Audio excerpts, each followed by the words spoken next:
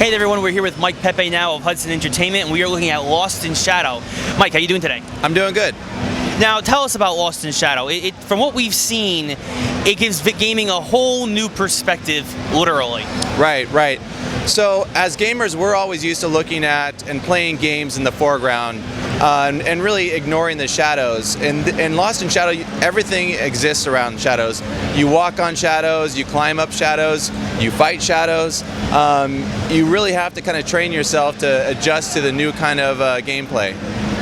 And tell us about this. It looks like a standard platformer, but there's all different kinds of interesting and unique puzzles based around the light sources and shadows in each level. Right. So if you can imagine a light source and anything you can do with a shadow and moving that light source to affect that shadow is what you're going to be doing in the game.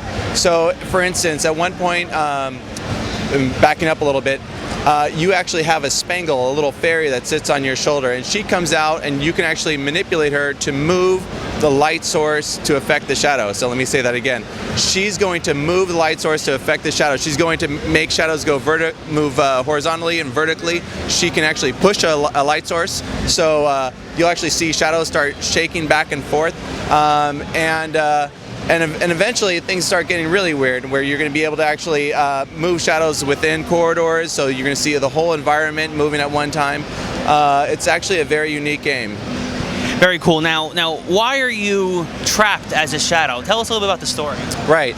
So you start as a boy, just a standard boy, and your shadow is torn from your body and thrown over the side of a tower.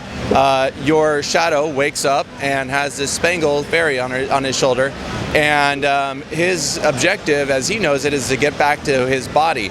But little does he know, the reason why he was thrown over this tower, the shadow was thrown over this tower, is that he needs to eventually climb up through all these areas and eventually back up this other tower to get this big bad shadow guy that's been inside this shadow tower, and to get him out of there and free the souls that are inside.